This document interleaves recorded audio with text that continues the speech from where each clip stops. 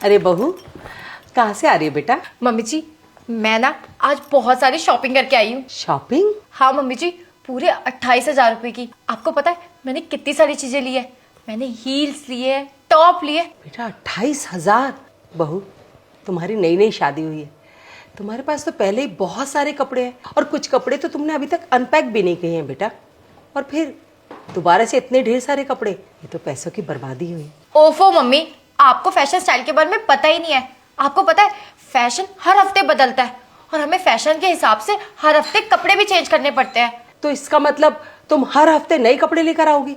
तो फिर तुम जो पिछले हफ्ते लाई थी उसका क्या, और उसके भी पिछले हफ्ते लाई थी उन कपड़ों का क्या? बेटा ये सिर्फ पैसों की नहीं, कपड़ों की भी फिजूल खर्ची है। बस करो मम्मी, आप खुद तो पुराने जमाने के कपड़े पहन के रखती हैं और मुझे मेरे फैशन स्टाइल के लिए मना कर रही हैं। और वैसे भी ये सारे पैसे आनंद के हैं, और जब मुझे आनंद ही नहीं रोकता तो आपको भी इसकी दिक्कत नहीं होनी चाहिए। मैं जानती हूँ कि आनंद तुम्हें बहुत प्यार करता है, लेकिन बेटा तुम्हें भी तो आनंद का ध्यान रखना चाहिए ना। देखो वो दिन रात मेहनत करता है, इतनी भागदौड़ करता है इस पैसों को कमाने के लिए ना। तुम इस तरह उसे फिजूल खर्ची में उड़ा दोगी तो एक दिन अगर तुम्हें कभी जरूरत पड़ी तो तुम क्या करोगी बेटा? पैसे को बचाओ। हाँ तो मम्मी, पैसे तो उड़ाने के लिए होते हैं, कौन सा घर में अलमारी में रखने के लिए होते हैं? बेटा तुम मुझे गलत समझ रही हो, समझो कि मैं कहना क्या चाहती हूँ। बस बस मम्मी, मैं समझ गई आप क्या कहना चाहती हो। वैसे भी मैं शॉपिंग करके आई हूँ, थक गई हूँ, और अब मैं आपकी बातें सुनकर मेरा दिमाग खराब हो रहा है। मुझे थोड़ी देर रेस्ट करने दीजिए। बहू, बेटा मेरी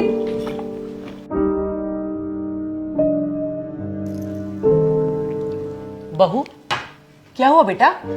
घर में सब ठीक तो है? हाँ कनिष्का, बताओ तुम इतनी परेशान क्यों? कोई प्रॉब्लम है?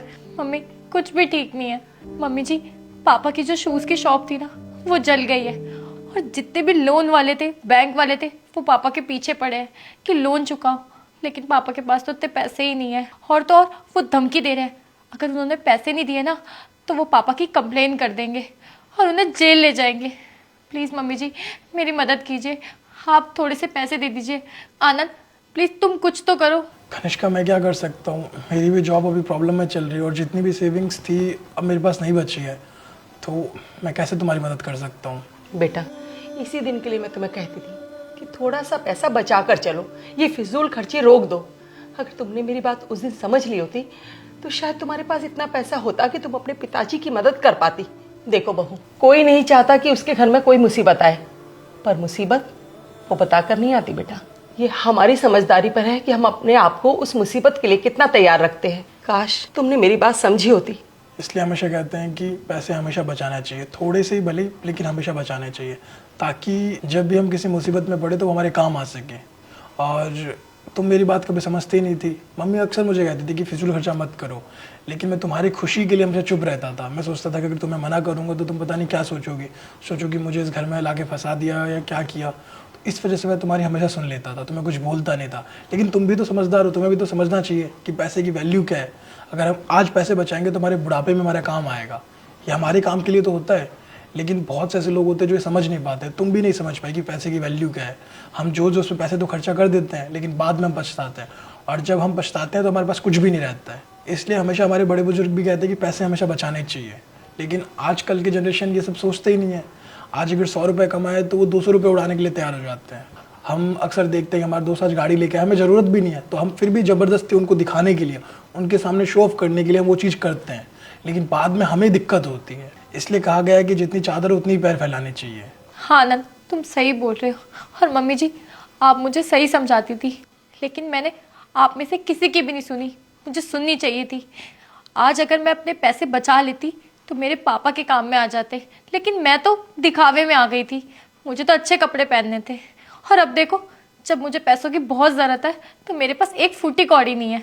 लेकिन अब मैं क्या करूँ, पापा की मदद कैसे करूँ? कनिष्का कोई बात नहीं, तुम्हें तुम्हारी गलती का एहसास हुआ और तुमने सबक सीखा, यही बात है। और कभी भी फिजूल खर्चा नहीं करना चाहिए, तुम जान चुकी हो। वो भी तो मेरी फैमिली है, उनके लिए मुझे भी तो कुछ करना चाहिए। हमारे पास ये घर है, हम इसे गिरवी रख के उनको पैसे दे देंगे ताकि वो इस मुसीबत से निकल सके, क्योंकि वो हमारी फैमिली है। तुम सब मेरी फैमिली हो, और मेरा फर्ज है तुम्हारा ध्यान रखना।